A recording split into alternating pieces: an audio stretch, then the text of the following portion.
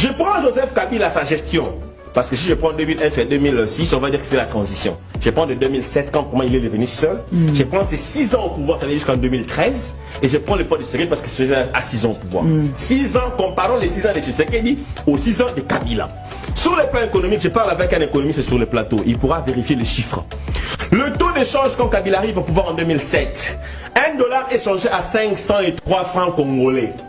En 2013, $1 échangé à 920 francs congolais, c'est-à-dire on a connu une dépréciation monétaire à la hauteur de 92%. Alors que sous Félix Tshisekedi, quand il prend le pouvoir, on est à 1675 francs congolais, $1, et aujourd'hui on est à 2810 francs congolais. Ce qui ne fait même pas 92%, encore que ce qui ne fait même pas 87%, encore moins 80%, encore moins 74% de dépréciation. Il a échoué. Ce niveau-là, il n'est pas comparable à Tshisekedi. Deuxièmement, je prends un produit de première nécessité des denrées alimentaires, le pain. Quand Kabila arrive au pouvoir en 2007, on achète un pain à 50 francs. En 2013, le pain quitte des 50 francs jusqu'à 200 francs. Ça veut dire une perte du pouvoir d'achat à la hauteur de 400%. Alors que Tshisekedi, en 6 ans, il trouve le pain à 200 francs. Aujourd'hui, on est à 500 francs. C'est la perte, elle est de 150%. Alors que Kabila, c'était 400%. Wanapé, il doit rester calme dans son coin. Troisièmement, vous parlez de Kabila. Kabila parle de la gouvernance. À l'époque de Kabila, la moyenne de l'enseignement en 2000, de l'enseignant, la moyenne de l'enseignant, parce que la moyenne se calcule en fonction du fait que vous avez d'une part la masse salariale et la charge du personnel. Kabila en 2013, la moyenne de l'enseignant est à $90. Tshisekedi 6 ans après, la moyenne de l'enseignant est à $207. Vous pouvez vérifier cela. Kabila, 6 ans après sa gestion, le budget, ça veut dire, je prends de 2007, quand nous, Emerson a quitté l'ECOFIN, à l'époque, je me rappelle, vous pouvez vérifier, le 12 décembre 2005, lorsque le vice-ministre du budget de l'époque cédait les flambeaux, il a laissé un projet, c'est-à-dire un projet de loi financière, évalué en termes de prévision à 2 milliards de dollars. Mais Kabila a quitté le pouvoir, il nous a laissé à 4 milliards. Aujourd'hui, tu sais qu'il a pris le budget de 4 milliards, on entend faire 18 milliards. Ça veut dire, fois 4,5. Alors que Kabila n'a même pas mené à x3. Kabila toujours. Vous parlez de Kabila la gouvernance. Les dossiers SICOMINE. Les dossiers SICOMINE, un projet où la République avait seulement 32% au niveau du capital social et les Chinois avaient 68%. Alors que c'était une vaste escroquerie. L'escroquerie se pose à quel niveau? On a évalué l'actif minier du Gécamine qui avait été évalué à 90 milliards de dollars, alors que nous n'avons bénéficié des infrastructures qu'à la hauteur de 4 milliards de dollars. Ça veut dire la République a perdu en termes d'actifs miniers 84 milliards de dollars d'une part et 2 milliards de dollars en termes d'exonération fiscale. Ça c'est sous Kabila. Donc Kabila ne peut pas parler de gouvernance.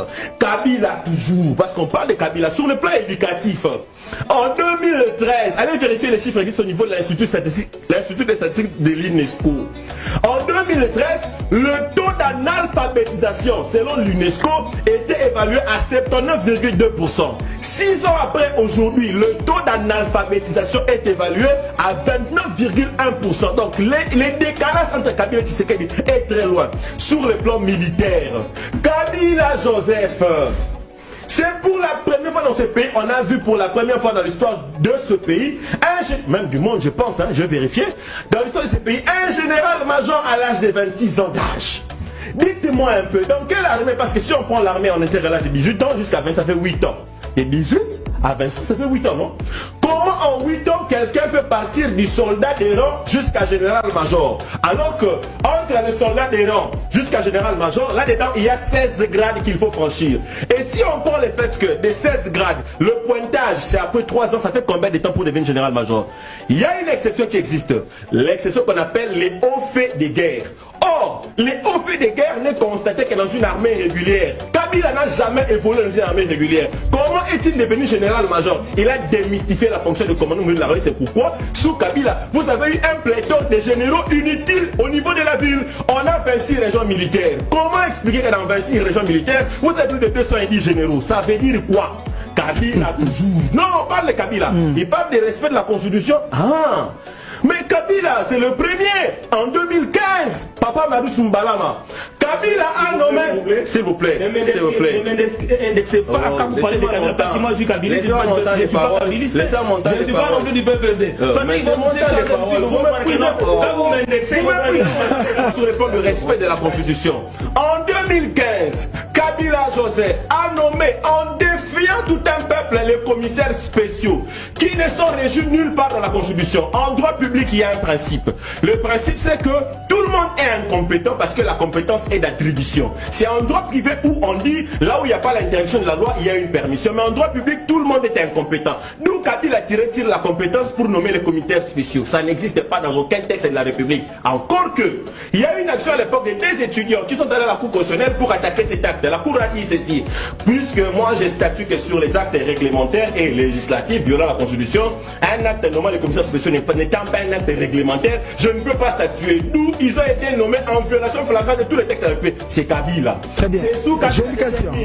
Je termine. Sous Kabila, il y a tellement d'éléments. Sous Kabila, allez vérifier. Au Katanga, nous sommes au Katanga. Le gouverneur Kazemi, il a été invincé par l'Assemblée provinciale au Katanga. Ce gouverneur-là, il fait recours au niveau de la Cour constitutionnelle pour dire qu'un droit constitutionnel avait été violé. Le droit de la défense. Il a été invincé sans pour autant avoir eu le temps de se défendre.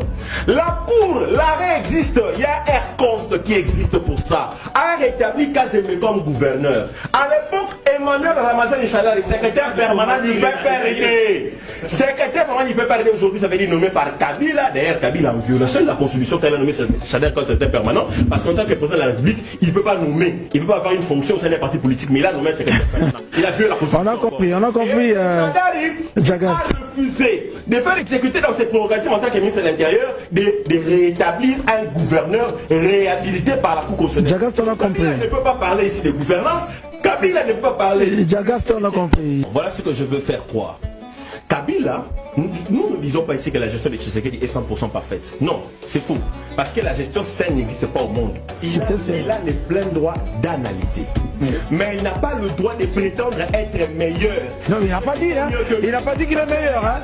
Ah, il n'a pas dit qu'il est meilleur. Il dit, oui, vas-y. Regardez ce qu'il a dit.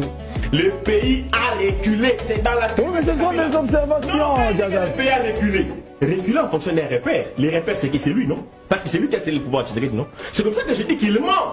Très bien. Le pays n'a pas reculé. Très bien. Parce qu'en fonction de ses indicateurs à lui économiques, c'est surtout le plan que j'ai dit. Lui, il ne peut pas dire qu'on a reculé. Je termine avec le droit des réserves. Pardon, de nous 30 secondes. 30 secondes. Kabila, sous le plan de la loi qui organise les statuts des anciens chefs d'État, Kabila a 3 devoirs. Les devoirs de réserve, devoirs de dignité, de loyauté, de patriotisme. En raison du devoir de loyauté et de patriotisme, Kabila ne peut pas dire que le M23 est un groupe qui a des aspirations légitimes. En disant cela, il tombe sur une haute trahison. Voilà pourquoi le procureur général doit se saisir de la question des propos, de la portée incendiaire des propos de Joseph Kabila pour l'inviter, l'appréhender au besoin, pour savoir pour moi qu'est-ce qu'il peut trahir la nation à ce point parce que c'est... Ah oui, l'appréhender au moment où on parle du dialogue. C'était un terroriste. Comment